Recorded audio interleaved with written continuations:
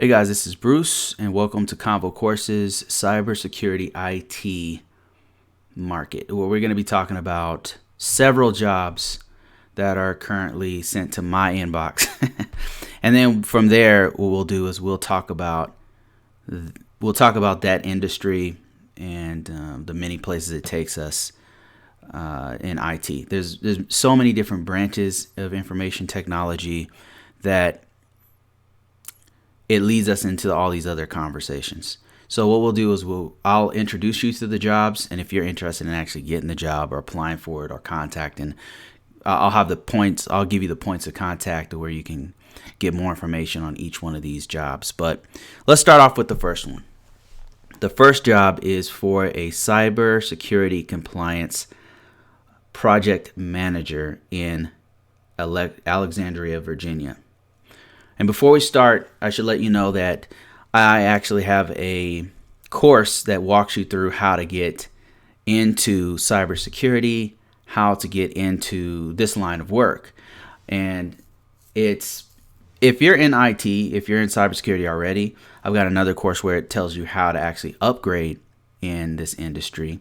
Because I've been doing this I've been doing this since the 90s, and I've been doing all aspects of it, and all I'm doing is sharing with you guys my experience in this field, and I'm open. That's the reason why I call this ConvoCourses, because it's a conversation. I don't have all the answers.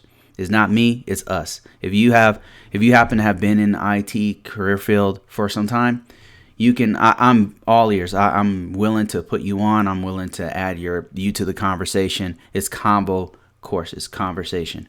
All right, so let's start with this first one. This is cybersecurity compliance project manager in Alexandria. Now, I've personally never done project management before, but I have worked with a lot of project managers. And this one is, let's see, our client is an SBA, so it's a small business, woman-owned information technology service company committed to delivering loans. A lot of times they'll be veteran-owned or minority-owned. Or me personally, I just want a job. That stuff, unless it's veteran owned, it's neither here nor there. I'm okay with whomever I work for as long as it's a good company. That's just my personal take on that. Job title. Okay, we already read that. Cybersecurity compliance project manager, and we'll talk a little bit about this. If looks like they don't have a lot of details here. Hopefully this link here will take us somewhere. But location, Alexandria, Virginia. A little bit about it, Alexandria, Virginia. This area here has so many jobs. Virginia, that whole area, especially Virginia, Washington, D.C., so many federal jobs in that area, especially if you do cybersecurity, if you have a clearance. There's so many opportunities in that region for cybersecurity IT for federal government. Long-term position, that's a good thing. And it's long-term as opposed to a contract, a short-term contract, or a internship or something like that. So long-term, I would contact them to see how long is long-term, because that's pretty generic. But this is coming from, I'll just give you the number here if you're wanting to actually do this position. It's 703-653-0218. But let's see if we can get more information on this, because this is not a lot of information for us to go on. Okay, so this leads us directly to their site, and it's Param Solutions. It looks like they're small business that supplies staffing or positions for the federal government. Okay, here we go. First off, they're requiring a clearance, an active secret clearance. And a lot of times if they're asking for an active secret clearance, then yeah, you're going to have a clearance to get in there. Sometimes they'll say that they'll prefer that you are eligible for one. That means, they can sometimes get you a clearance. But in this case, the company, they hire in people who already have an active clearance, who already have the experience, and then that way they can get into these contracts faster. And a lot of smaller companies do that kind of thing. Larger companies like Lockheed, Northrop Grumman, or whatever, they have enough resources to actually get you a clearance. So that's the kind of the pros and cons of a small versus a large company. Small companies typically they'll have like more, they seem to care about their people a little bit more. From what I've noticed, the larger companies, you're kind of just a number. That's just my personal experience. If you guys have a different experience, and let me know. All right, so let's continue on. Now, what do they want? What are the key roles here? What's the key role here? Serve as a task lead responsible for the creation of cybersecurity governance, risk, and compliance. And you're going to be a part of a team to assess DoD organization, and you're going to do design, develop, and implement the assessment program independently of the cybersecurity GRC metric. Okay, what does that mean? So I can, in a nutshell, what they're wanting you to do is you're going to be a risk management framework. So there's a standard called a risk management framework. It comes from a document called the NIST 837, and it walks you through this long process that government agencies need to do in order to protect their systems. That's what they're talking about. And they're talking about governance. They're talking about the actual going from those federal standards and policies. And they're talking about risk. They're talking about risk management framework, where you're going through and mitigating or reducing the risk to the organization. And then you're talking about compliance, making the system that you're working on compliant with those federal regulations by reducing the risk going through those federal regulations. So that's what GRC is in a nutshell. All right, let's keep reading here. Determine readiness for audits and inspections based on DoD policies and NIST standards, just like we just talked about. Identify risks and provide automated remediation or fix actions for vulnerabilities that are in the environment on those assets. All right, I know we're talking a lot. We have a lot of like jargon, a lot of acronyms and stuff like that. So what I want to do is kind of break some of this stuff down so that you can better understand what they're trying to do here. So when they say determine readiness for audits, so what you're going to be doing in this position is you're going to be part of a team where you're going to be helping them to reduce the weaknesses on the within the system. And typically this is not usually a very technical position. It's a lot of documentation. They do require you to know what the federal government says about security best practices, and all of those are in the NIST standards, that NIST 837 or NIST 853 that we kind of been hinting around. Okay, work to improve communications and enhance the organization's security posture through risk assessment preparation. So perform blind, non-punitive readiness assessments for the organizational units to provide a preparatory remediation plan. Okay, so right here they're talking about what's called a plan of action and milestones. So what they're saying is you would like do a scan, or you'd have somebody in your team that would run some sort of vulnerability scan. Or sometimes you don't even need a vulnerability scan. You can just, something is not working properly. There's a certain security feature that's not in your environment, and they're like, okay, we got to put this in place. But 9 times out of 10, most of the vulnerabilities are found via some sort of a vulnerability scanner. You run the scan and it'll come back with an assessment, a breakdown, a report of all the weaknesses. And what they're saying is you're going to be a part of a team that gets ready for inspections, because with federal organizations, and even state and large organizations where you're protecting very important computers, very important information, you have a third party, another organization comes in and they'll do an assessment on your organization. And the reason why they have a third party do it is so that they're objective. They don't care whether you pass or fail. I mean, of course they care.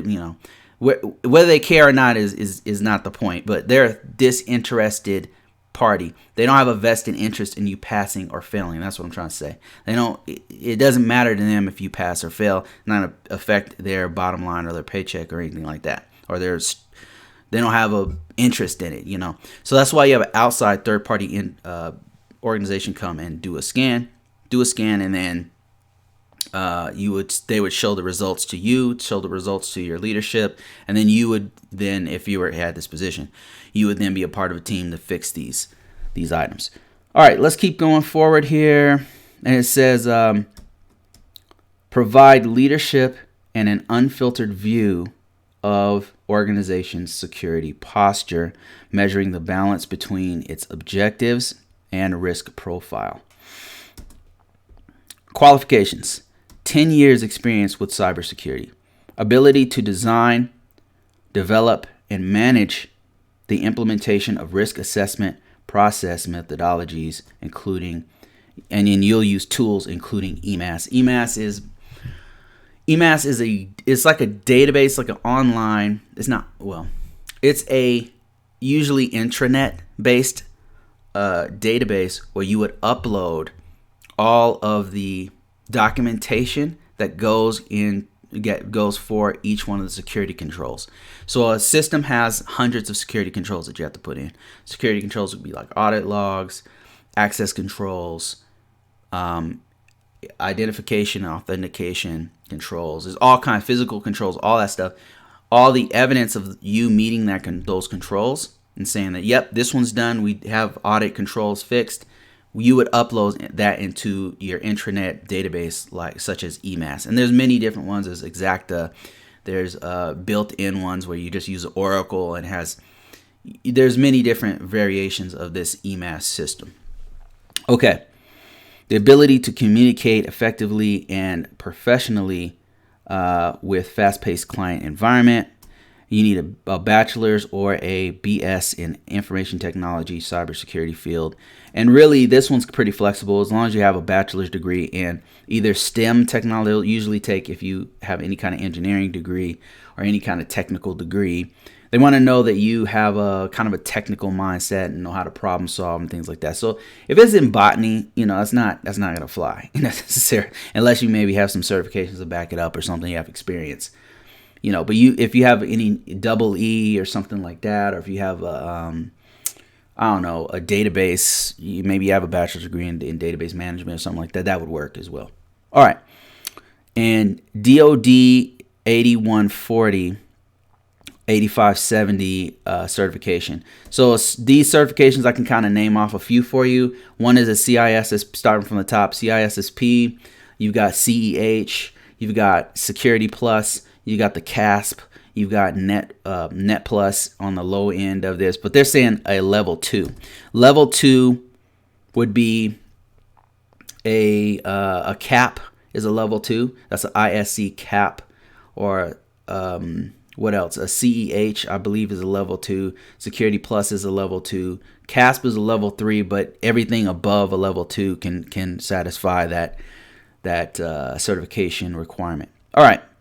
Let's keep going here. Additional qualifications: experience with GRC and assessment processes, experience with 8500 series. 8500 series, DoD 8500, is the Department of Defense's response to how they implement security best practices. So it's a whole series of documents that starts from a directive to an instruction to a policy, and then each one of the branches of the military has their own more specific policy for their branch. Like the Department of Navy has their own series that is based off of 8500 series, and you got Air Force has their own, Army has theirs, it's AR-25-2. Each one has their own breakdown of how they implement that policy, but they're all very similar, and they're all aligned with the NIST 800 series. So if you feel like you can do this. Oh, here's another one. Additional qualifications: PMP certification. So PMP is a project management certification. It seems like you're going to be a person, because a project manager is a person who is kind of oversees the project. They're not necessarily doing hands-on stuff. They're not necessarily, usually whenever I've been in an organization, they don't normally do the scans. They don't normally implement security controls. They don't normally do documentation necessarily. They're a person who is overseeing the timeliness of the entire project. But in this one, since they're going into the key roles and what you're doing here, it seems like you're going to be very integrated into what information system security officers do, which is more of a hands-on and a direct you're really in the weeds on some of this stuff.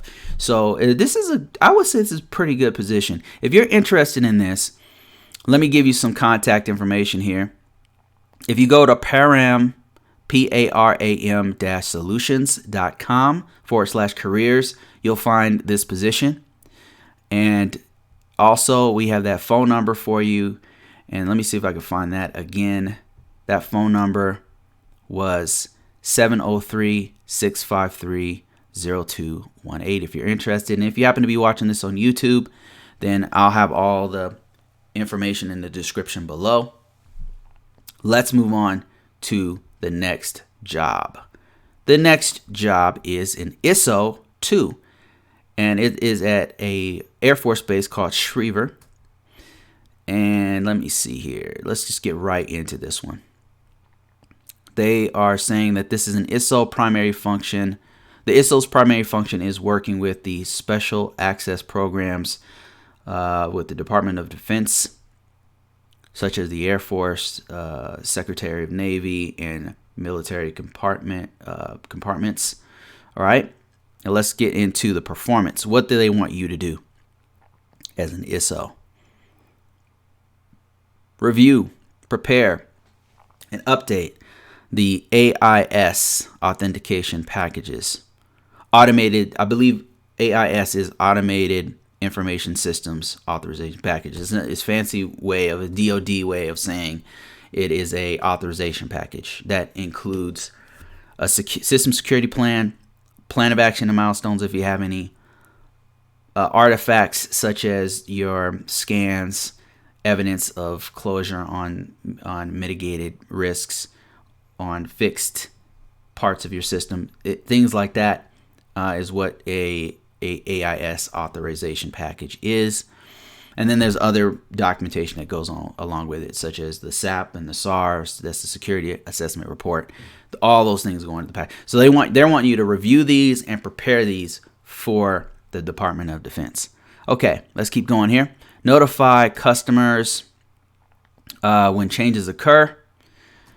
And that's your main job as an ISO, is that not only will you prepare and get these systems ready, but if there's an update, which they're updated quite often, because if you've been in IT, you know that Microsoft changes, Oracle changes, there's Java updates, there's all these different updates that are constantly happening that will affect a system and information on the system in some cases. Okay, perform AIS self-inspection. That's basically another way of saying information assessments, system security assessments.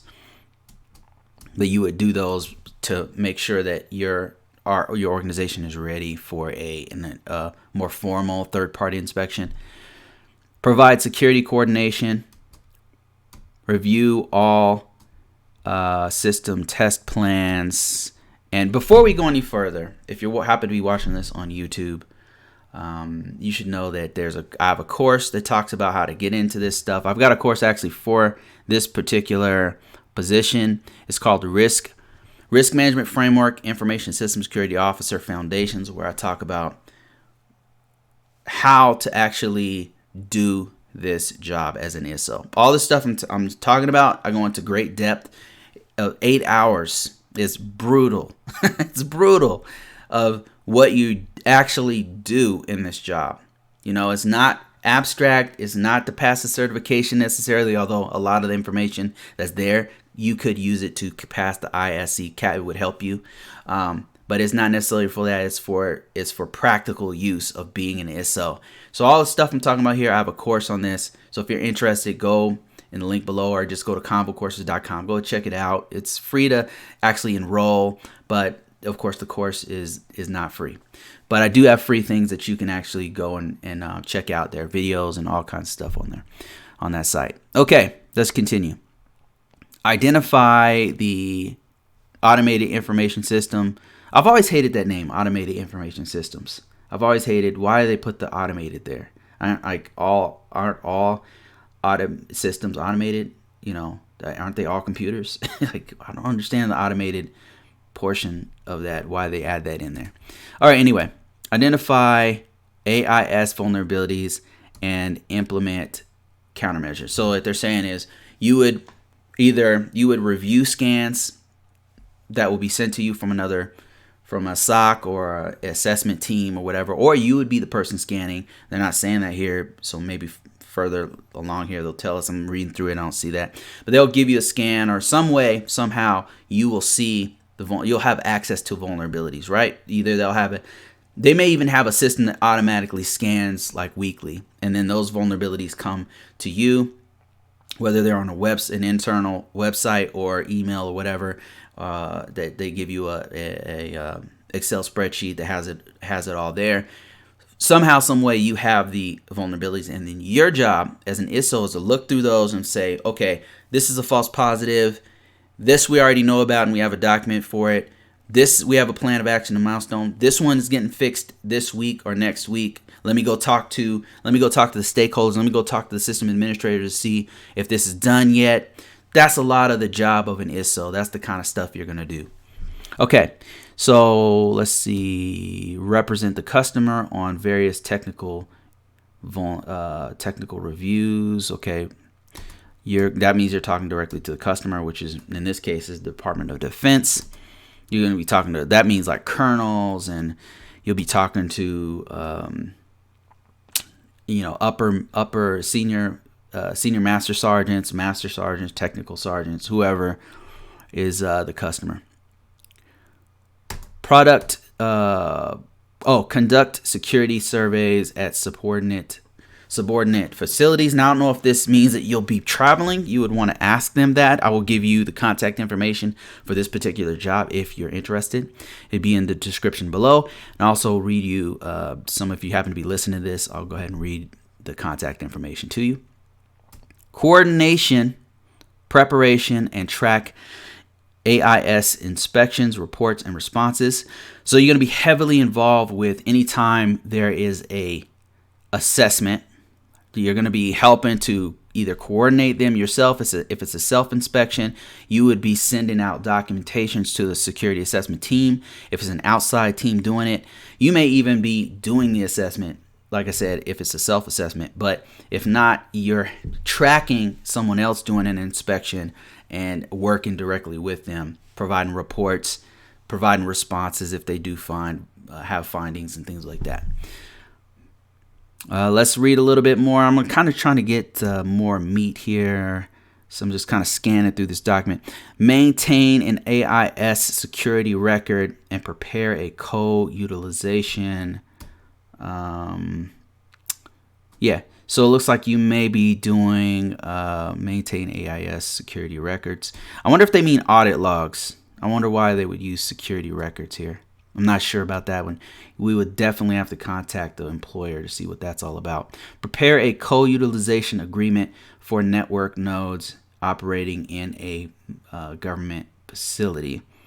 So, and it sounds like you'd be writing help or co-writing authorization agreements is easier than you think. Normally you have like some sort of a template, or you have an existing agreement that you can kind of bounce and add and update. So prepare reports on status of security safeguards applied to computers. Ensure that the AIS and the network nodes are operated, maintained, and disposed of. So this is like a system gets end of life, meaning it's no longer supported. We don't no longer use it. It's been replaced with something else. It's obsolete. You're gonna have to go through the process of disposing of it in a very secure way, especially if it has classified information on it. What you would do is you would have to scrub. That's it. And every organization has their own methods, but essentially what you do is destroy the hard disk that had the classified information on it, and they'd have their own policies and procedures to do that in a safe way. Perform ISO duties in support of in-house and external customers. That's a very generic term right there. Okay, experience. 4 years related experience. They're looking for a bachelor's degree or equivalent experience. And this is, again, this is an IT degree, like some sort of a technical degree is normally what they're looking for. And they're saying, or equivalent experience. So this one you might be able to get away with not doing a bachelor's degree if you have enough experience in this particular field. If you've been doing the ISO work for 6, 7 years, 4 years, whatever, you might want to still contact them. If you don't have a bachelor's degree, you might want to still contact them and say, hey, I'm actually working on my bachelor's degree. I have an associate's degree. I've been working on it, but I do have 6 years of related experience, and here's what I've done. So they're giving you the option of either a bachelor's degree or experience. Most employers, they will take experience over a degree or certification any day of the week. So the only reason why a lot of these Department of Defense and federal organizations kind of require a bachelor's degree is because there's a regulation called the 8140 or 8570 that says that all their people have to have a certification or a certification or a bachelor's degree or a certain level of experience in order to get into the job. So it becomes a contract requirements to have the degree in some cases. So, all right, certifications they're looking for must meet position and certification requirements outlined in the DoD Directive 8570, we just talked about there. And those certifications include, but are not limited to, CISSP, a CASP from CompTIA, a CASP. A Security Plus is a very good certification. You've got CEH is also very good.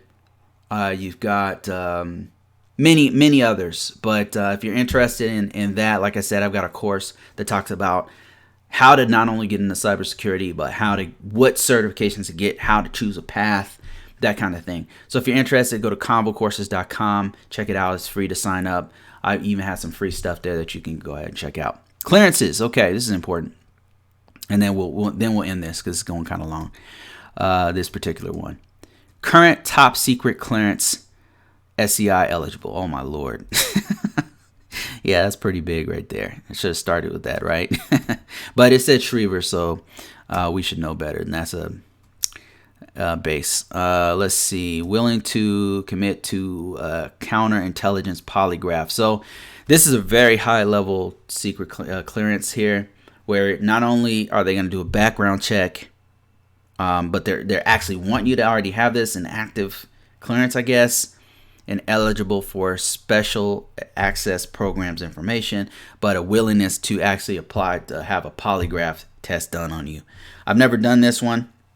I've had friends that gone through the polygraph test. They said it's brutal. They ask you all kind of weird ass questions, like it's off some spy movie type stuff.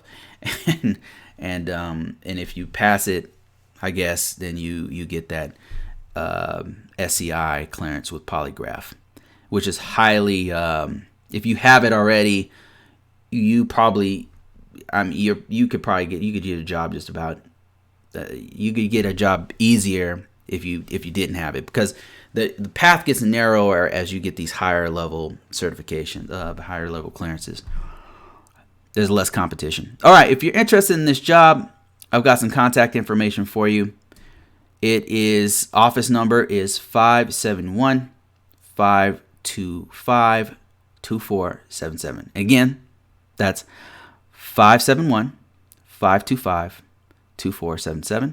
And if you happen to be watching this on YouTube, I'll put all the contact information for this particular job below. Let's move on to the next one. All right, ArcSite. So I usually get these ArcSite positions. I haven't been doing ArcSite in a pretty long time. My last position, actually, I would do it every now and then. So because I list that on my resume, I still get some people asking me if I want to do ArcSite positions all over the United States, and in some cases other countries. ArcSite, ArcSite, if you didn't know, is a SIEM. It is a security event information management system. It basically collects logs from all throughout an organization, and it puts them in a readable format that you can use to determine if your network is being compromised. If you have a denial of service attack, you have a man in the middle attack, you can correlate different logs while looking at it in one place on one monitor to figure out what's going on with all the activities within your organization. It's pretty cool. Like, then their competition, ArcSite's competition, is Splunk, but there's also many other SIEMs that are out there.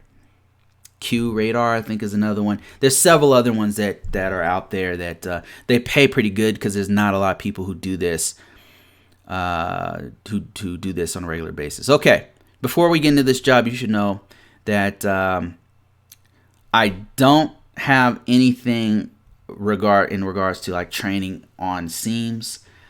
If you'd be interested in something like that, let me know.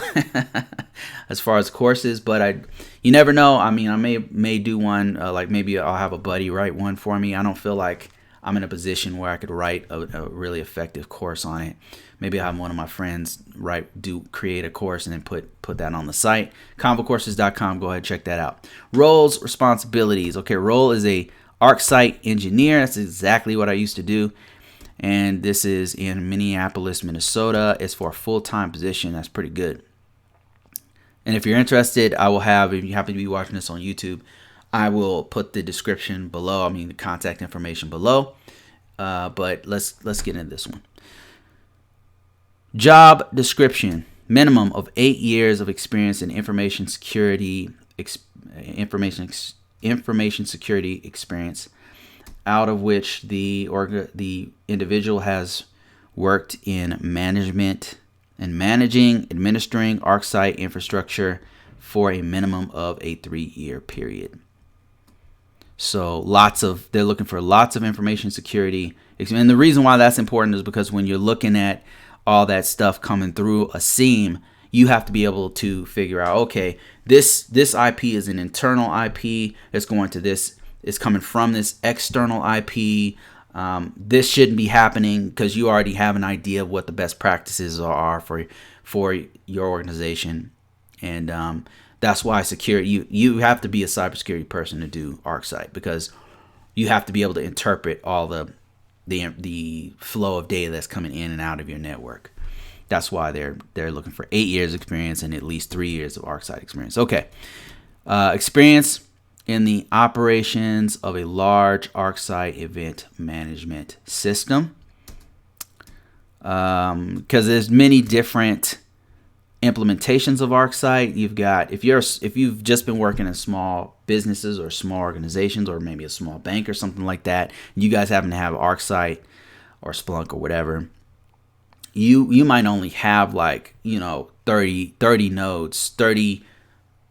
You might only have 30 nodes in your environment where it's sending information, audit logs to your event logs, and it is pretty light. Like the flow is manageable. So the difference between that and a large organization that has thousands of nodes sending hundreds of thousands of audit logs to the ArcSite system is night and day. It's not even the same at all. So they're looking for somebody with experience in a large organization. Participate in the intake process to assess and determine the data volume, capacity, and requirements. And see, that's why it's night and day, because when you have a large environment, you're dealing with data volume, capacity requirements, and all kinds of stuff comes up just because there's so much data that's coming into the system. Work with other project teams to understand requirements, effort estimations, design and develop policies, perform upgrades on the ArcSite components, including the managers, databases, connectors, and various appliances. So this is looking like a very large organization that they're working with, and they don't really go into details about it, which is good. You'd have to contact them and get more information on that. But yeah, ArcSite engineers do the upgrade of the back end system. They might have to go to a whole different kind of ArcSite system, a whole different type of database. Sometimes they have to work with a SAN system that's dumping all the database into this huge storage network. Review and interpret events generated by various components, appliances, databases, and operating systems. So in a large environment, you're going to be getting logs from Linux, Unix databases, Microsoft system servers, workstations, all these different components, and even internet working devices such as Cisco, Juniper, Palo Alto. Everything in your environment is sending all these logs to your SIEM system. So you're having to interpret all these things, and that's why it's really important to have some experience with as an information security person in a large environment. All right, they're looking at Logger. Logger is a different type of system on the ArcSight. In ArcSight, there's a manager, ESMs, and then there's loggers. Then you've got appliances, ConApps. You've got software versions of it, hardware versions. It's been a while, so I'm kind of rusty on the ArcSight stuff. Let me see here. What else? All right, I'm trying to look for stuff that, testing and integration of ArcSight provided connectors. So a big part of ArcSight in large environments is the connectors that are actually, connectors are the device that is collecting the information from the server, from the Linux server, or from the Windows server, or wherever, and it's grabbing that information and then sending it to the ESM, to the people who are watching. Or you, I guess, would, in this position, you would be the person looking at those logs, and then you would be able to have to figure out what that data is. But the connectors is something you might have to set up, is what they're saying here, to test and integrate on the connectors. Let me see. Develop. This is a big one with ArcSight. Develop ArcSight content, including rules, reports, and dashboards. So the big thing about ArcSight is that I've noticed whenever they look for people who are ArcSight, they're looking for ArcSight professionals. They want you to be able to develop content. And what that means is you have to be able to not only correlate the information, but set up like it's not a program, but it's like a if-then statement. If I see somebody attempting to, if I see this set of IPs from outside of my network attempting to log in 100 times in 1 second, then create this report, stuff like that. So if this happens, create this. And so ArcSight can do that. It can actually create a report, and then it can actually send that report to you or send it to someone else. And that's just like very simplified way, because there's many things you can do with it. You can have it look at firewall data, and then if this happens on the firewall data, then go to the IPS and see if that has correlated information, compare those two things, and then if it compares those two things, send it to a rule that has an active list, and then use that active list to generate a report and put it on the dashboard or something. Like, there's so many different things that you can do. But content development, that's what that means. ArcSight content developers are people who can actually look at the data, make a rule set, and have ArcSight perform some sort of action. Okay, I think that's it. I will put all the contact information below here. But if you're interested in this job, the number is 408-668-9448. That is 804-668-9448. You're watching this on YouTube. I will put this in the description below. And let me see if I have another one here at Fort Bragg. Do I have another one here? I may have some more here. But for now, what we'll do is we will end this. We'll end this here. Let me see if I have any people watching here. Any kind of questions before I close this out. I've got Gabe A. If you're still watching, Gabe, I see your comments here. I've got a Mr. Anderson. I've got a Sobe. I've got Mr. Wallace Life. How you doing, Wallace Life? Those are some friends of mine. Golden Child. Let's start from the top before we end this thing. Gabe says, I need that long-term project link to be more defined. Yeah, I know, right? That's pretty out there. Gabe A says, yep, ACAS scanner, or pretty much Nessus scanner. Yeah, pretty much that's all it is. And then Stig checklist too. Yep, absolutely. Good information from Mr. Gabe A. If you guys have any questions, if you happen to be watching this live right now, this is the time to ask any kind of questions on what we covered. I will be re-releasing some of these things on individual, for each one of the individual jobs, and then I'll put all the information below so that if you want to actually apply for these jobs, or if you're interested in knowing more about that particular position, then you'll be able to do it. All right, so Mr. Anderson says, are there any free EMAS systems that I can take a look at? Not that I know of, Mr. Anderson, but if they did have any, if you wanted to look for some free lessons on EMAS, I believe DISA.gov. I would go to, it's ISE. Let me see if I can find it here. Give me a second here. Let me see if I can find some information on it, because I believe that there is a IASE DISA. I'm just performing a search right now to get the IASE.disa.mil. That's what it is. I never can remember. I've been working with these guys for many years in there. I never could get that one. All right, so here's the site right here. Excuse me. Public. And what we're doing here is we are going to publiccyber.mil. They've been changing this quite a bit. There's training here for, I believe they may have some training for EMAS. That's what I'm looking for now. And if you're following along here, I'm going to the training that's on iase.disa.mil. And I believe they have a EMAS course somewhere in here that will explain. And if you know what, they don't have it here. I know that I've seen an EMAS manual that's actually out there, that somebody put it out there for free online. So you might want to go ahead and check that as well. Let me see if I can find that real quick. It shouldn't take me a minute. EMAS, okay, EMAS manual. I know I've seen it before.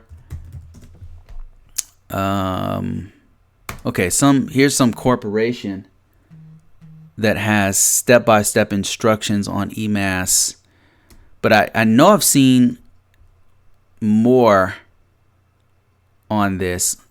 Just bear with me. I know somebody has done a video about EMAS. It's very brief, but here's one of them right here. Step-by-step instructions on EMAS. And if you ever get access, if you're with an organization that does EMAS, they'll have training on EMAS for sure. I think even some of them go as far as making a fake EMAS that you can sign in. But here it is right here. And all I did was went to Google. If you want to find this yourself, go to Google, type in EMAS instruction or EMAS manual, and you'll find this. So I hope that answers your question. That is EMAS right there. Let me see what other questions we have here. Sobe says, is that how you pronounce your name, Sobe? Sobe? He says, have you done a video on transitioning to information assurance from help desk? Interested in how to tailor a resume in that direction. 2 years of help desk experience. Yes, I have. So I've got 2 different courses on this. And if you don't have the funds for it, I've got some lighter kind of one-offs that I do every now and then. If you go to my YouTube channel and just search, I might have talked about it somewhere in the past. It won't be as in-depth as my course.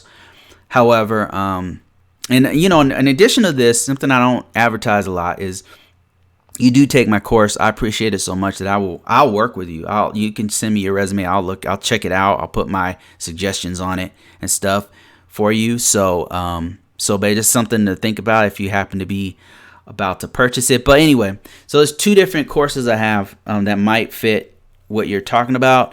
One is for noobs, like if you're a complete noob and you're trying to get into this, you want to know where to start with cybersecurity, then I have a course for that. And then I have another course where it talks about the one probably that would be best for you would be this one where I break down what I did with my resume and how I'm able to get all these constant offers all throughout the United States and in some cases other countries to do what I do. and get all these offers, man. It's really amazing. That's why I was shocked when people say that there's no jobs out there, or they say stuff like that. It's shocking to me because I've not had a problem. Even during the crisis, the meltdown, in 2008 and stuff, and people are always having all these problems, I was good. I was good. I was still getting offers constantly. So, and the way I've been able to do it is I've explained it in this course right here. This course right here is called Resume Marketing for Cybersecurity and IT. And all I do is I walk you through my technique, like my mindset, how I'm able to find these. Actually, the way I do it is twofold. I have a passive side and I have an aggressive active side. The passive side, what I do is I set my resume up in such a way that people find me, right, on these different platforms. On the aggressive side, and maybe I'm giving away too much here, but on the aggressive side, what I do is I submit like crazy. And so in my course, I tell you where I go, where I've been using, first off, how I set up my resume and why, the why behind why I use certain words. Then I talk about where I post that resume. And then after that, I talk about how I aggressively go after it. And then the final thing I do is how I've been able to nail these interviews. And that like 1-2 punch, is how I've been able to do it. So yes, I do have something for that. And if you're interested, go to ConvoCourses.com and you can sign up for free. The courses, I do have some free courses, but for the most part, they're paid. Mr. Wallace Life says, hello, Bruce, just listening in. How you doing, man? Thanks for listening. Golden Child says, greetings from Luton, England, Bruce. Appreciate your work. Thanks, man. Thanks for watching. I appreciate you. I have a question for you. What part of England should I go to if I ever get the opportunity to travel over there? I've always wanted to go to the UK. I don't know if is there any difference with Brexit happening now, or should I even worry about that, or is that like not something foreigners should really worry about? Let me see. I've got another question here. It says, is it possible to get a secret clearance if you are not a citizen? That is a great question. That's a great question. And the answer is no, not a secret clearance. So a secret clearance is not the end of the world, okay? But a secret clearance. So there's different kinds of clearances, okay? You got you have a public trust clearance. You've got a secret clearance, and then you've got top secret clearance, and then you got stuff above that, and I don't know a lot about the stuff above that except SEI. I've had all the way up to a top TS SEI, and I can tell you about that one. But I can tell you that anything above a secret and above, you have to be a U.S. citizen in order to get that clearance. A public trust, I think you could get a public trust without being a U.S. citizen, but don't quote me on that. So they have something called whenever they're giving out jobs, whenever they're asking in these job descriptions, they'll say you must be clearance enabled. You have to be able to get a secret clearance. Whenever they say that, that means you must be a U.S. citizen. And that's one of the great things about the secret clearances is that it narrows the field for citizens. So like all these Americans always complain, oh, there's no jobs. Oh my God, I can't get a job. And I'm like, dude, like, first off, if you're an IT guy, you got really no excuse. You really don't have an excuse for jobs. And I know I'm gonna make people mad by saying that, but that's the truth. I've got too much work on my hands these days. They're always looking for people. And if you're a citizen, you can get a clearance. That pretty much narrows the field because there's no foreigners can't get those jobs. So it's less competition for an American citizen. But yeah, to answer your question, no, you can't. If you're not a U.S. citizen, you can't get a secret clearance. You might be able to get a public trust and some other ones. There's other clearances that sometimes they'll do a background. It's not necessarily a clearance, but it's a background check on you to make sure that you don't have any kind of bad stuff on your record. So that's just to make sure that they can trust you with sensitive information.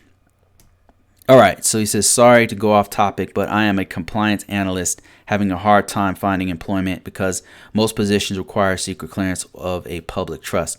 Okay, so honestly, that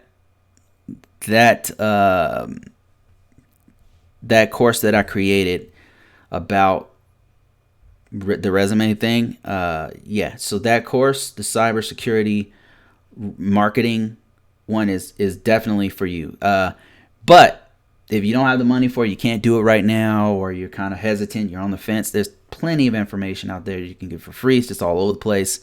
It's not necessarily my technique, but I do have some stuff about how you should do a resume. You just go to ConvoCourses.com and search for a resume, and I'm sure I've talked about how to do a resume on there.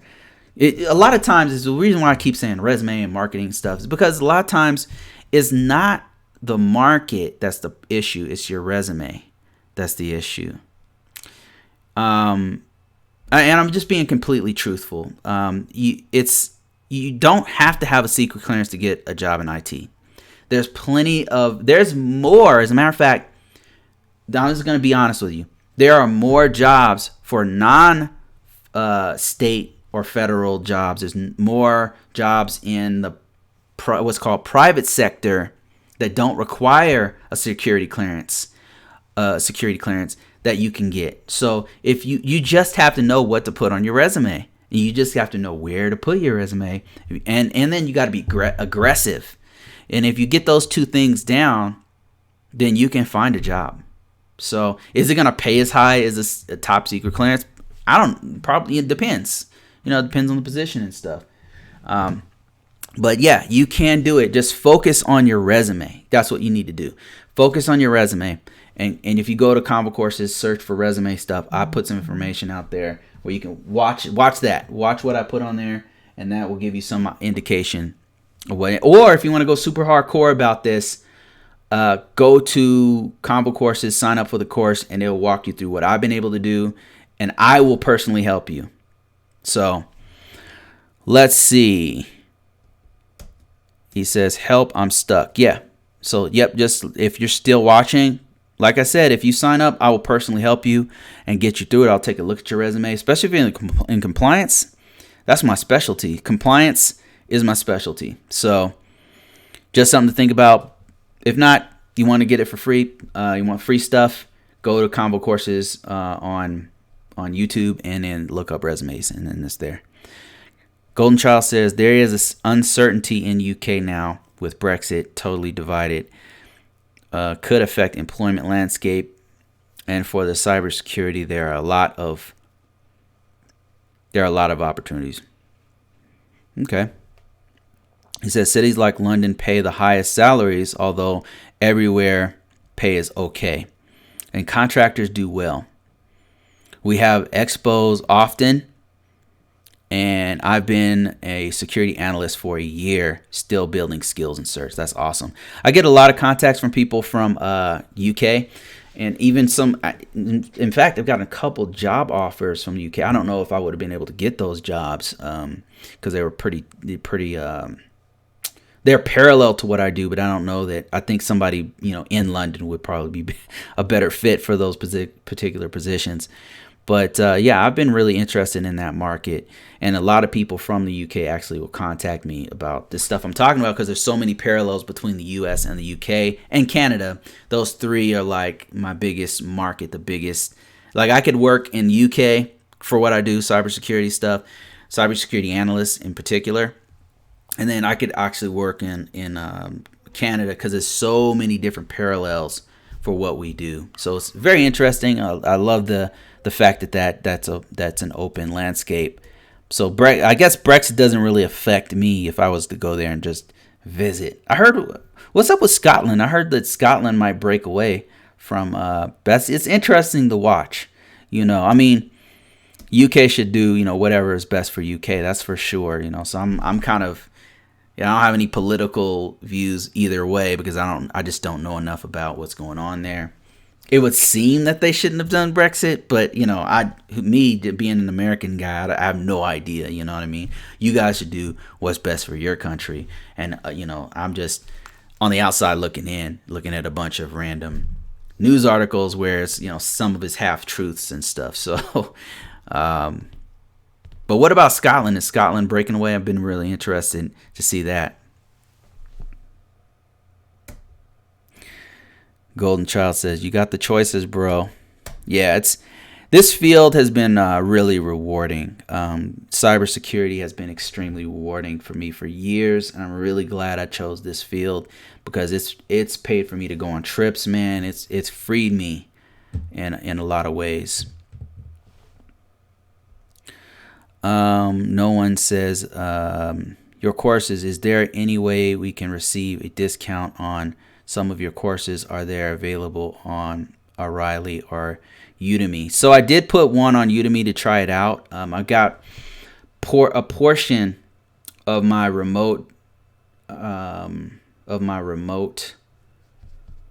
course of how to do remote work on Udemy. I don't like Udemy, as Udemy is not good for instructors. So I just put it out there to go they probably have discounts on it from there, so you can go ahead and check that out. If you sign up under me, I will help you directly. So that's the benefit of if you sign up on my site on ConvoCourses.com, I will one-on-one help you. And I don't know if this thing gets a lot bigger, because I've been getting a lot of signups. I got like 1,000 people signed up, not all paid, but 1,000 people signed up. And every now and then, as far as discounts, what I'll do is I will put a discount on videos that I only give to people who have signed up. So it's a benefit just to sign up so you can get my newsletter. I'll send out a newsletter and say, hey, by the way, here's a discount, and stuff. So as a matter of fact, maybe what I'll do is right now, limited time only, before I stop, I'm going to do a code. Give me about 15 minutes. No, give me about 30 minutes and I will do a code. Let me write it down right here. I'm going to do a discount right now, just specially for no one. This is especially for you, no one. Discount code. I'm going to call it. It takes me a while. I got to get in the back end of it and fix it and stuff, but here's what I'll do. Since we're on a live together,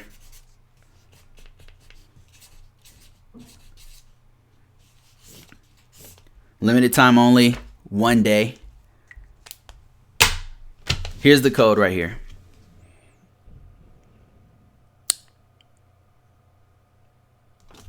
It's going to last for 1 day, and it'll be 50% off.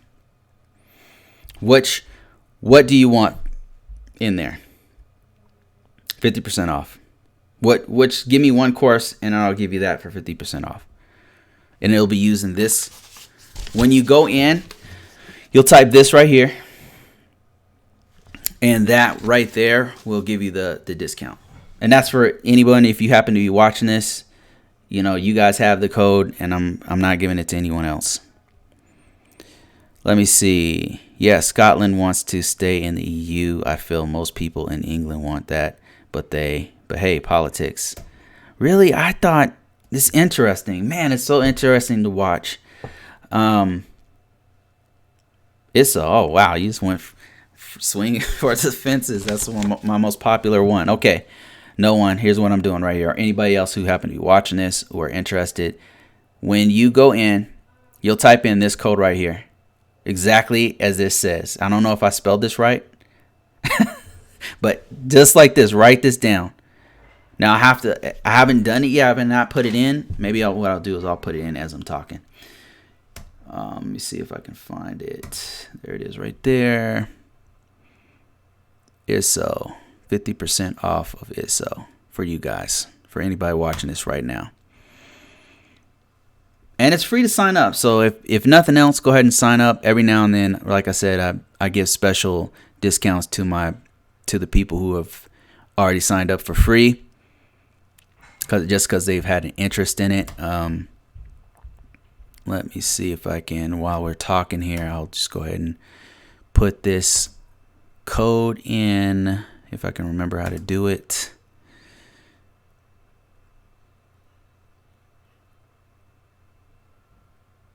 Yeah, it's been really interesting to watch the what's going on. I mean, you see our politics, right? It's pretty crazy, right? It's pretty crazy, man. I hope something changes here. It seems like people are the reason why things are so crazy here right now is because people really want to change and they're willing to do anything to have that change. It just and it's because the market the market is not good for middle class people. That's what's been happening. That's why it's so crazy. You know, if you're not here, then it's hard to see it.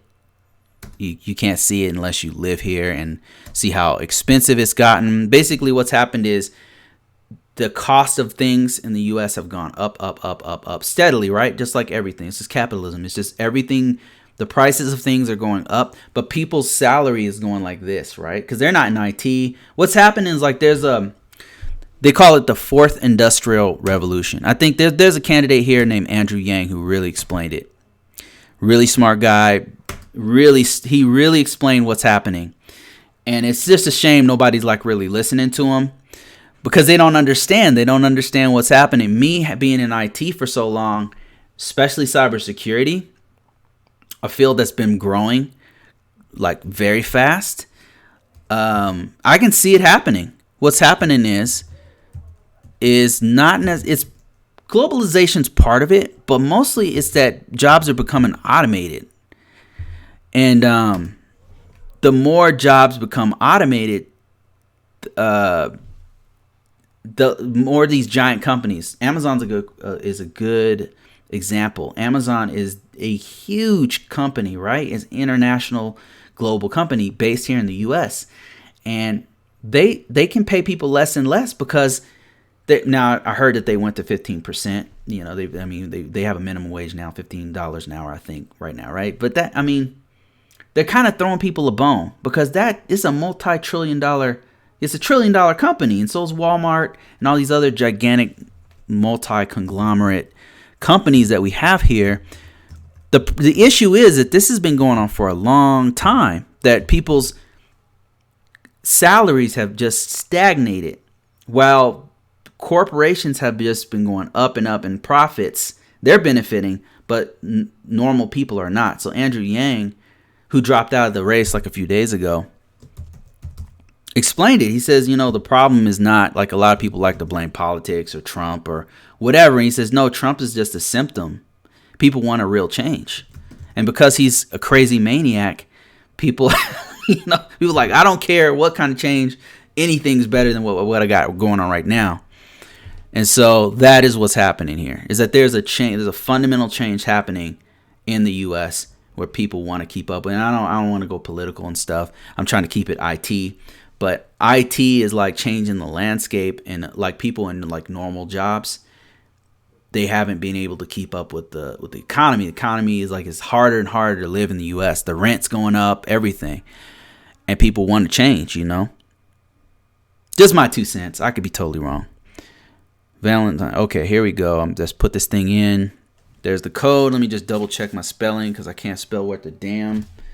Time 2020. Yep, here it is right here. 50% off, and I'm gonna give you 50% off of risk management ISO foundations. Especially good if you are an IT guy here in the U.S.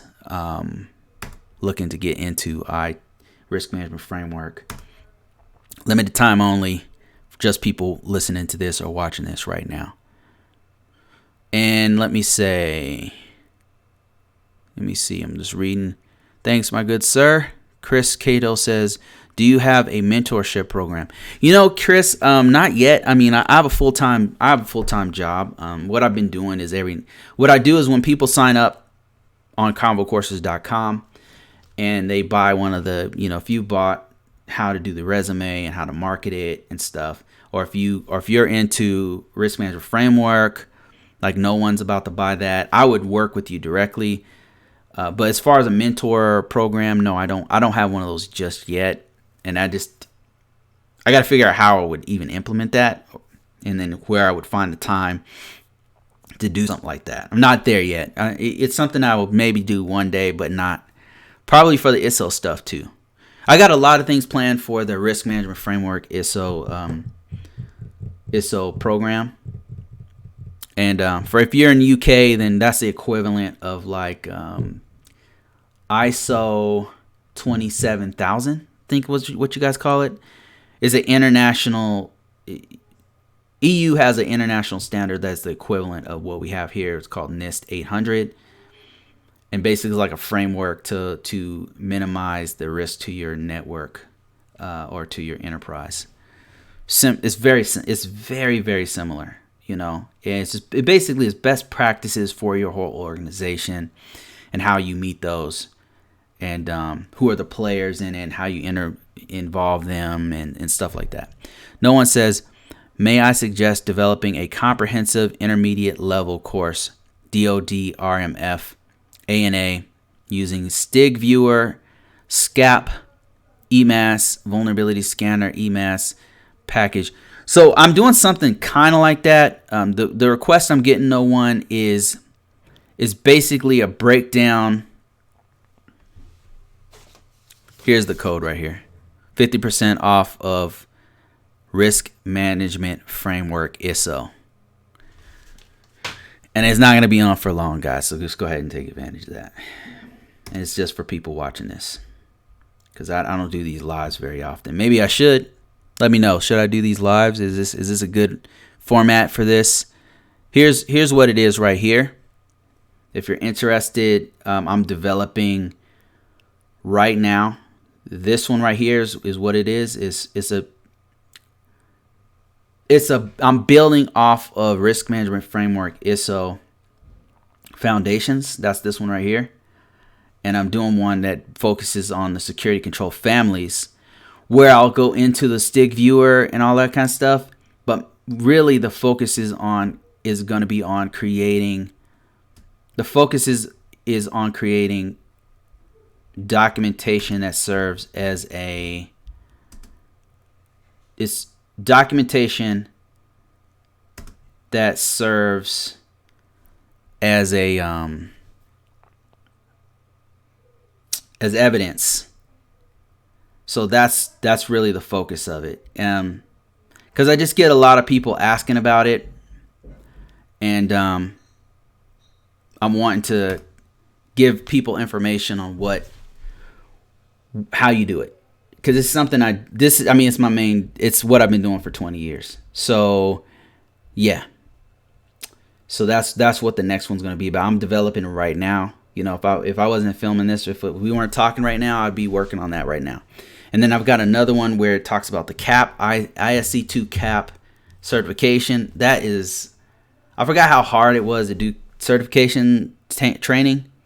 It's so involved that it's going to take me a few months to do it. It's so ridiculously deep that it's got tests, it's got video, of course, it's going to have downloadables. It's just, there's so much information. And the funny thing about those certifications is like 60% of it you won't use, but it's for the certification. So with the Risk Management Framework Foundations one, it just gets straight to the point. It just says, here's what you need to know. Here's how you do some of this stuff.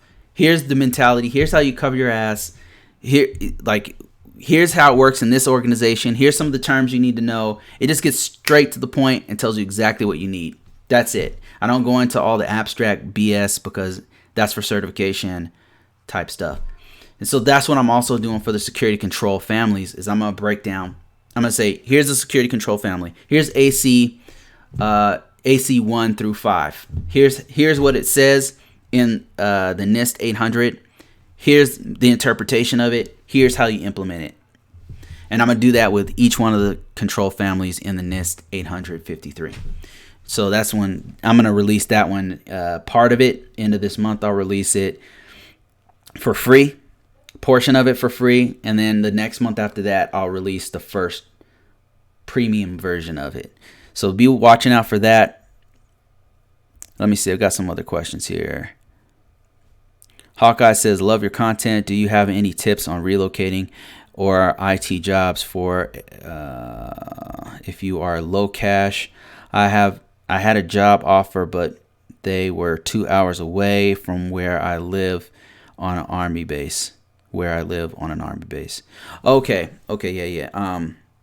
So, Hawkeye, I've been in this situation before myself. In fact, 2000, oh man, what year was that? 2014. I'd just gotten back from Kuwait, and that was brutal, right? And speaking of, I was trying to make a power move, right? There's several reasons I went. And I don't recommend. That's hard. That's really hard to leave to another state. Super hard, or another country. But I took this job in another country. This is how dedicated I am. I had 2 kids and I'm married. So it's not easy to do something like that. But what I did was I went overseas and worked a contract for 2 years. And they were paying me a ridiculous amount of money to do it. The reason why I did it, first off, and it was really hard to leave, but I had bills, I had debt to pay. And I had to make a move to where I wanted to get some technical skills that I didn't have. So I figured it was kind of a strategic move, right? I had to leave everything for 2 years, and then after that I'd be good, right? And I think 2 years was a bit much. 1 year would have been good enough. And I think I did actually ended up doing like a year and a half. So relocation. I came back from Kuwait, right, after having been gone working with the Army. Came back and then got 2 job offers. One job offer was about 15 minutes from my house, 10 minutes from my house, something like that. It's pretty close, like downtown, right? The other job was a solid hour and a half drive away. The one that was an hour and a half away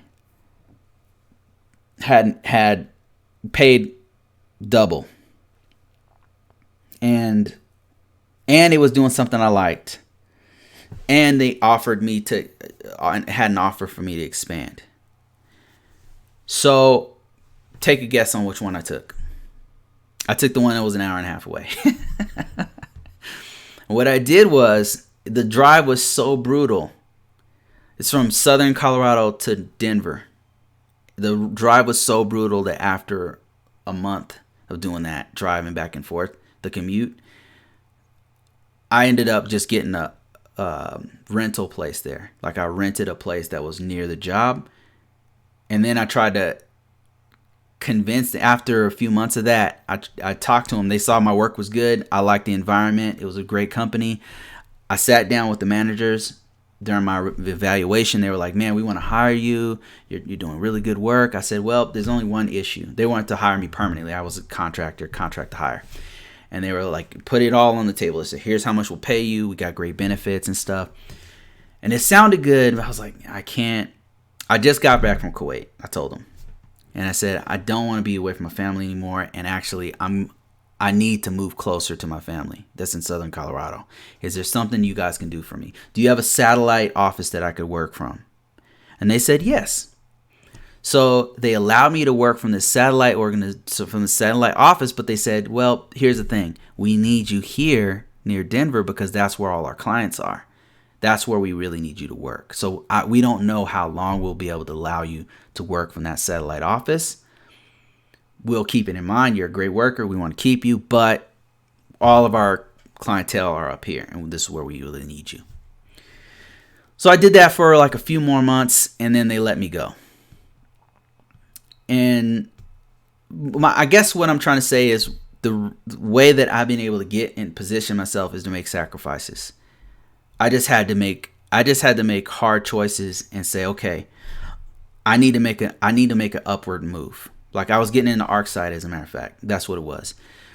I went to Kuwait and learned ArcSight, and then and many other tools. And then when I came back, they offered me, I got an ArcSight position. I was working, but I had to drive. And so I was doing more ArcSight, and ArcSight paid way, at the time, I believe it still pays pretty good now. It's a seam, so I'm sure it pays really, really good, right? But at the time, it was also paying really good. So I was like, man, I got to make this move, because my point is, sometimes you got to make sacrifices. Other than that, I would say be aggressively, put your resume out there and I've got a whole course about how to do it. Put your resume out there. Be aggressive, man. Use keywords on your resume. Put it everywhere you can. Promote the hell out of it. And then start applying for jobs like a madman.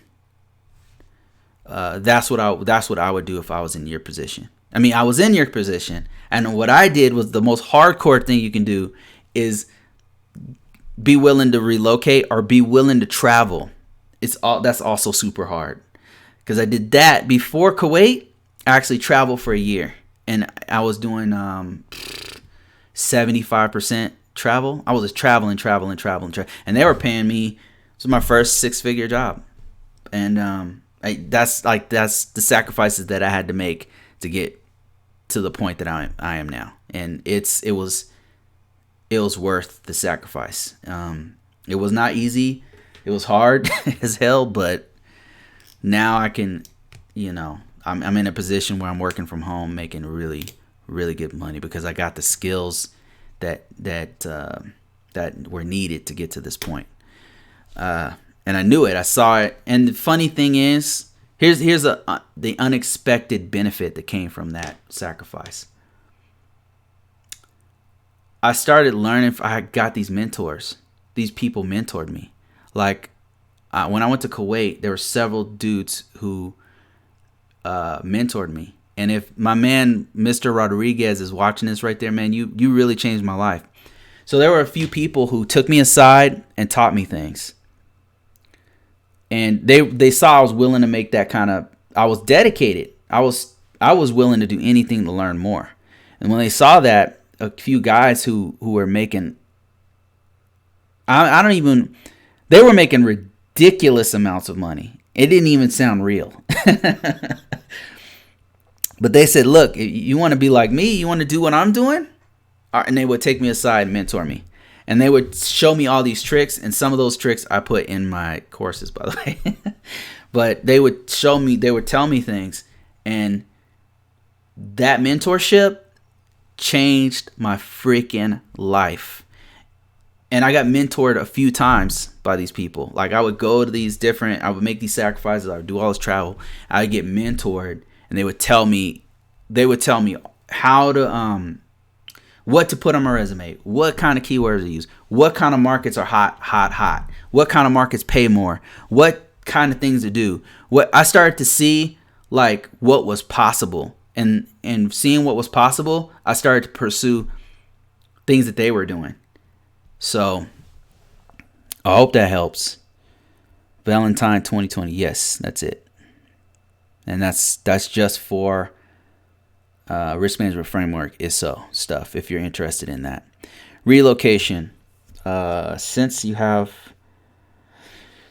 are based in Colorado, which Air Force bases or cities in Colorado are good places to relocate to have an entry cybersecurity analyst with small family, no school going kids? Oh, okay. Best place would be Colorado Springs. Colorado Springs has like 5 bases. You've got 3 commands here. You've got, are you military? Ex-military? That's an even bigger benefit. They got Peterson Air Force Base, Schriever Air Force Base, the Academy, which is an Air Force base. You used to have Cheyenne Mountain, but I think they closed it. I don't know if they still have workers there. Then you got Army bases. You got Fort Carson. And then an hour away, you've got Buckley, which is not in Colorado Springs. But you got 4 or 5 bases just right here in Colorado Springs. It's kind of a conservative kind of place. But I'm not here for politics. I'm here to work. I'm here to make money. So I don't give a damn. Air Force Reserve, that counts. Yeah, if you have Air Force experience in military, Army, Air Force experience, then they're very good to vets. The other alternative, though, is Denver. Denver and that whole area up there, it's mind-blowing how many businesses are based out of Denver. And there's so much aerospace stuff going on up there. It's pretty remarkable. When I was working, I had no idea how much stuff is going on up there. That's commercial. A mixture of up Denver area, up northern Colorado, they have a lot of mixture of private and public stuff. Hawkeyes, thanks for that $5 donation, Hawkeyes. I appreciate that. Says, oh, okay, thanks. I turned down the job. I just never replied after the phone interview. I didn't 3 hours. I did an hour for 3 years, and it was hard. Yeah, an hour of driving for 3 years, man. It's brutal, man. It wears you down, and it was hard. They were offering me the same as my current job, but I would learn skills. So yeah. So just Hawkeye, like, man, I'm telling you, man, like what I did was I sacrificed, man. Like I was like, if they were willing to pay, because here's the thing. One thing I don't think people talk about is experience equals money. So if you can get every time you get new experience, it's money. Especially now, like in this field, in IT, man, ask any of these people who are right here who are in IT or cybersecurity. Security, technical skills equals money. If you get a job and they're like, yeah, Hawkeye, man, we want you to come in here and you're going to be doing normal help desk stuff, but can you do cloud stuff? Can you do AWS? Because we have this other server, AWS. I don't see it on your resume, but that's something that you're going to be doing extra. We'll teach you on it. Don't worry about it. When they say stuff like that, that should be music to your ears, because that is money.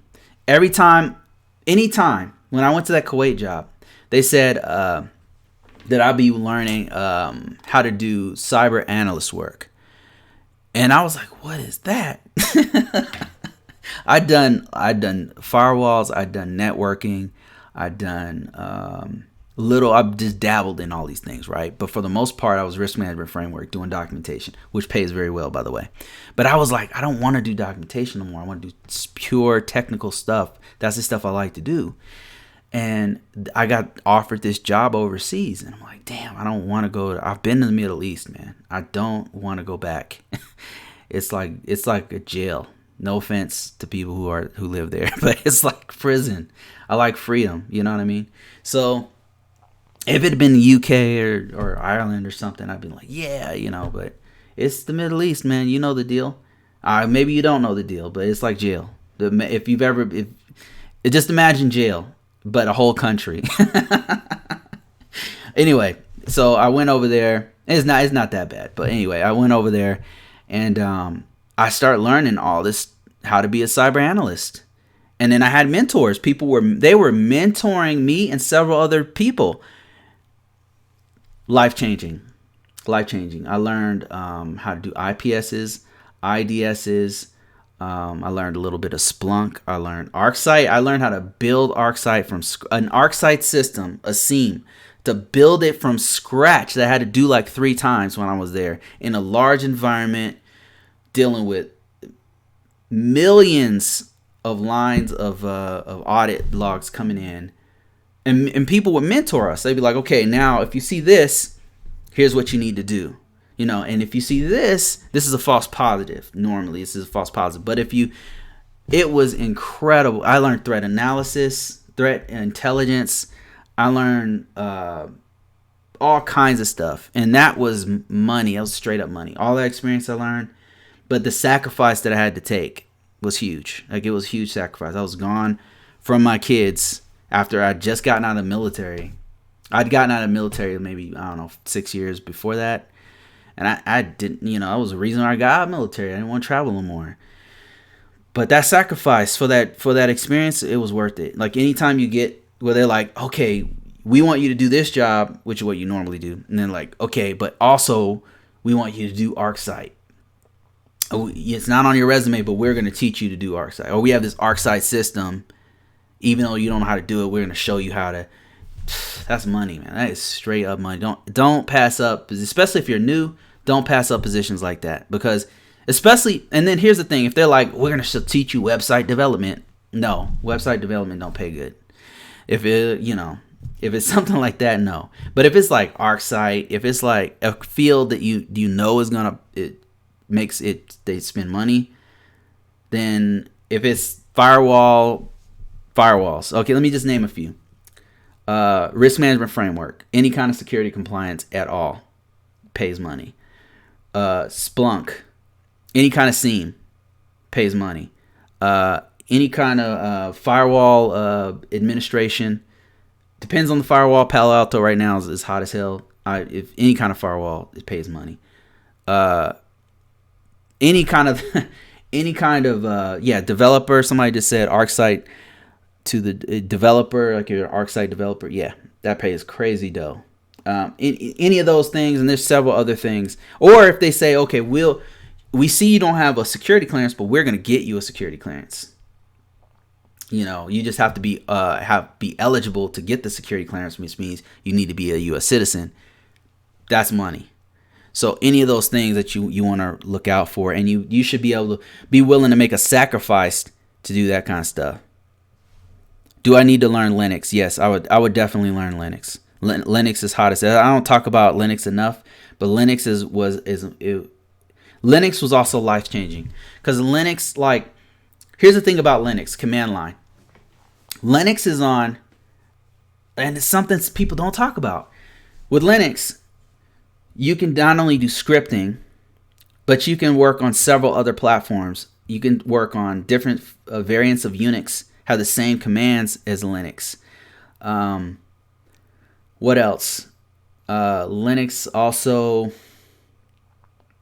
the back end of a lot of systems are Linux based.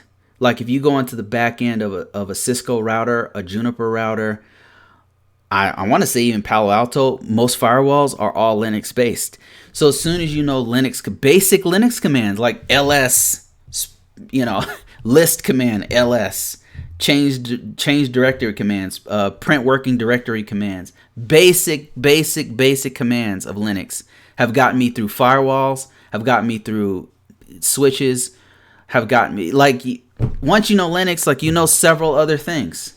There's several other commands you can do, and just knowing basic stuff like ls, help, print working directory, change directory, copy, cp, space, file name to some other directory. Once you know the structure, it makes sense. And that doesn't even take a lot to learn it. It's not even that complicated. No one says, learn Splunk. Where I guess he says, where can I learn Splunk ArcSight to the developer extent? Any suggestions on instructions, courses on Udemy or any other online platform? I don't know that Udemy or any of these other platforms will teach Splunk or ArcSight. I've not seen them. You could probably look them up. There's probably some YouTube videos that teach like basic. People know how to do it. Not many people know how to do content. It's so niche that right now, I don't know if it ever get popular, but it's so niche that it's so hard to find people who do it. And so they're willing to pay, especially people who have experience in it, like years of experience. Yeah, they will pay the hell out of you for Splunk and ArcSight. But would I recommend? The best place to learn would be in a corporation. Like the best place to learn would be to get into a security operations center, that our cyber analyst position, and learn hands-on. Because a lot of times the cyber analyst position is so broad. Like when you get in, cyber analyst means you're monitoring data coming in and out of a network. And it's usually like a shift work position. It sucks. You're in a box with no windows and shit. It sucks. It sucks, man. I personally don't like the environment. But the experience that I got from doing that, it was life-changing. It's a whole nother perspective of security that really changed my career path. Like it put this whole extra feature on me. You know what I mean? It's like, if you ever played D&D, it's like I went from a warrior class 2 to to a mage, to a mage 3, you know. Yeah, the best place to learn would be in a cybersecurity analyst position where you're using several different tools.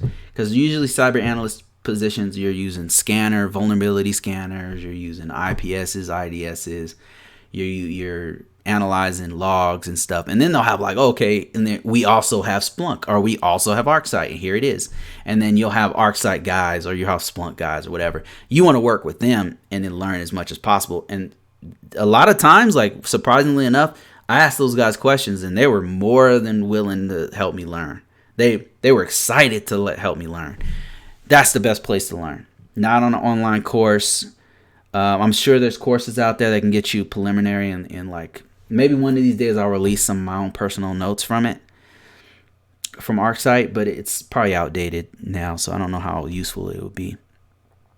Do I need to learn Linux? Yep, you do. Hawkeye says, wow, is Kali Linux the same? Yes, so Linux is Linux, right? So once you learn, the thing about Kali Linux though is that there's specific commands to security hacks. So CEH, if you're doing CEH, then Kali Linux is going to really be dope to know. But if you don't know Linux, what I would recommend is like creating like in your house. This is what I did to learn. I just got myself a spare computer, an old system, and I loaded Ubuntu on it, or you can load or just put Kali Linux on it and just do basic commands with that. Just learn stuff on your own, just to learn basic commands. I bought a course on Udemy, and I'm also currently learning the Splunk fundamentals for free. That's really good. Splunk is money. Hawkeye, feel free to share that link. Yeah, share that link if you found somewhere to learn for free. Splunk is good stuff. But again, I stand by my words. Like, the best place to learn is actually get experience. Get into a field where you're doing cyber analyst work, and then learn it that way, hands-on, and get a mentor. Somebody will mentor you through it and show you how they do it, and then you'll start to develop your own skills from there. All right, guys, I've been talking for an hour and 30 minutes. I'm going to end this. I just thought I'd do a different format and then make an audio version of this and see where that takes us from here. But it's been great to talk to you guys. Been awesome, but I now have to go and get the heck off of this thing. Special thanks to Hawkeye for stimulating conversation, and thanks for that $5. And special thanks to Golden Child from England and No One. Appreciate everybody. Again, if you're interested, ConvoCourses, there's the code right there. And see you guys later. Hasta mañana. Weird. How do I shut this thing off?